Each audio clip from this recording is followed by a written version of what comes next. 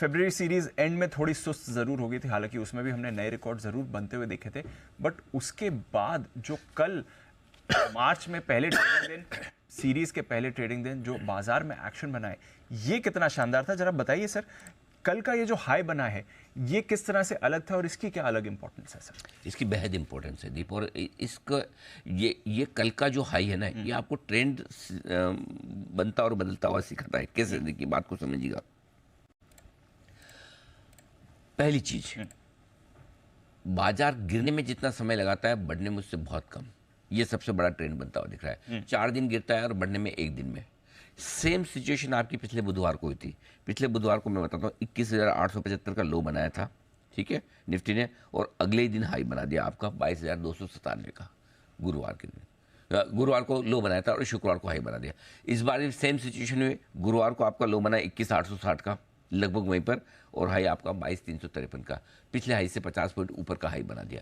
So point ये है, और हुआ क्या, पिछले हफ्ते 5 के 5 दिन आपने हाई बनाए, लेकिन कॉन्फिडेंस नहीं था। इस बार 4 दिन आप ढीले ढाले रहे और 5वें दिन आपने तड़ाक से हाई बना दिया।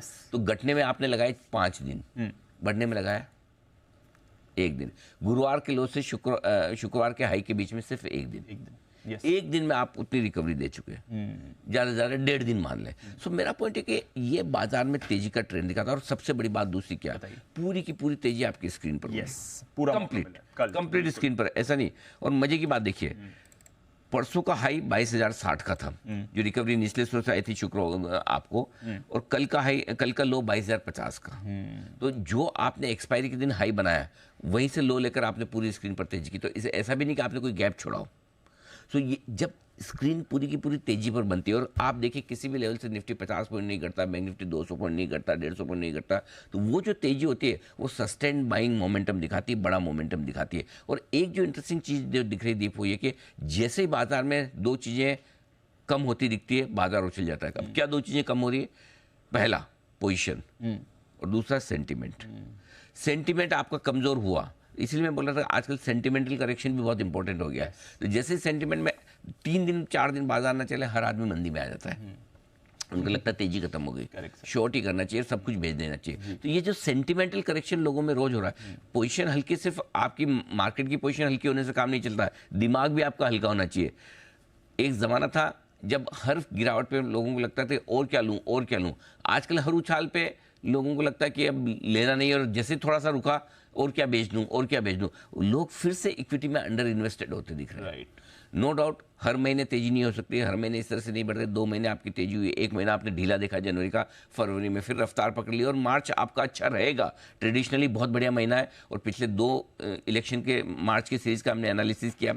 देखिए 6% की तेजी आपकी 2019 में हुई है, 6.5% की तेजी आपकी 2014 में हुई है। इलेक्शन ईयर में मार्च का महीना बहुत बढ़िया रहता है, और बैंक निफ्टी तो उससे कहीं ज़्यादा बढ़िया है। सो मेरा ये मानना है कि सेंटिमेंट जैसे खराब हुआ आपका, पोजीशन जैसे हल्की हुई, बाजार इस तरह से उछलता है। और मार्च के सीरीज की शुरुआत आपने कोई हेवी नोट पे नहीं की है। 35% की इंडेक्स लॉन्ग पोजीशन एफआईएस की किसी हिसाब से ज़्यादा नहीं। पिछली बार 22% थी, इस बार 35% है, लेकिन जिस लेवल पर हमें उस हिसाब से 35% भी काफ़ी बढ़िया है। तो मेरा ये समझना है कि ये सारे जो चीज़ें दिख रही है, ये तेजी का मजबूत ट्रेंड दिखाती है। और इस ट्रेंड में एक जो बात आपने पिछली बार भी पूछी थी कि ये रेंज से कब बाहर निकलेगा, 2 दिन पहले पूछा था, मैंने कहा भी आपको कॉम्प्लीमेंट किया था, मैंने कहा आपने बहुत अच्छा सवाल पूछा है।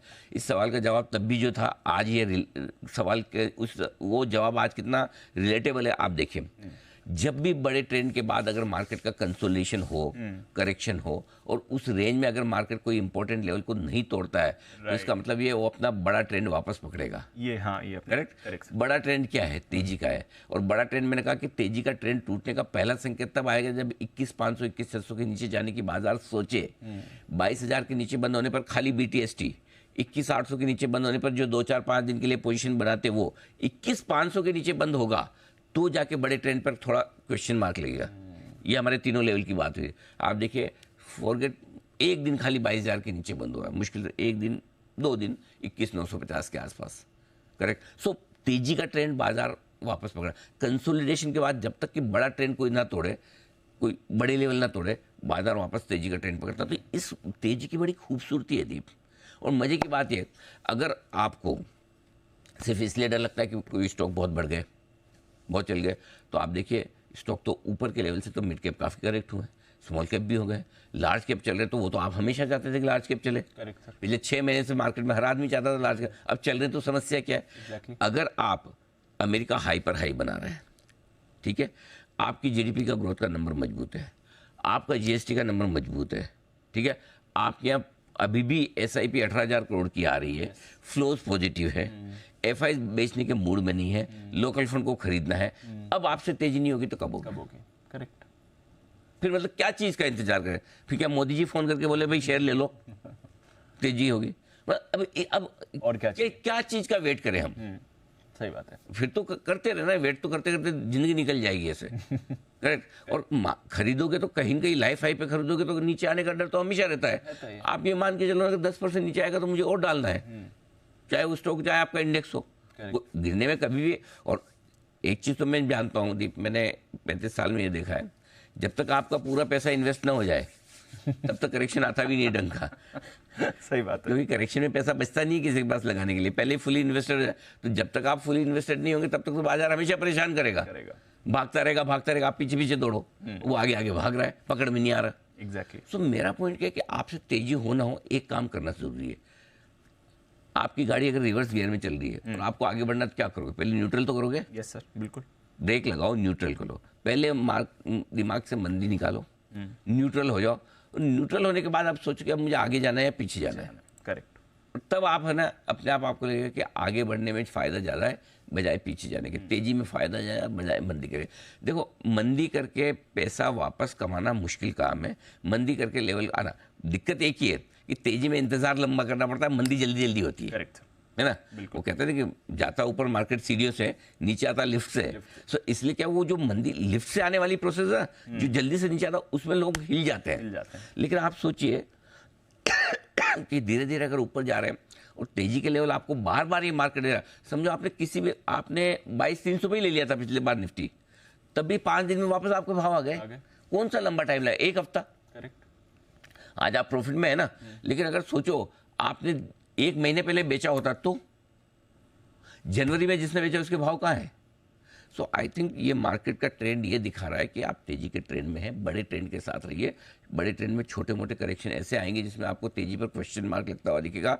सेंटिमेंटल करेक्शन भी होंगे, पोजीशन वाइज भी करेक्शन होंगे। और इस बाजार की सबसे बड़ी खूबसूरती पिछले 10 महीनों में यही रही है कि जैसे ही ये दोनों चीज़ों का करेक्शन होता है, बाजार फिर से तेजी से उछलता है।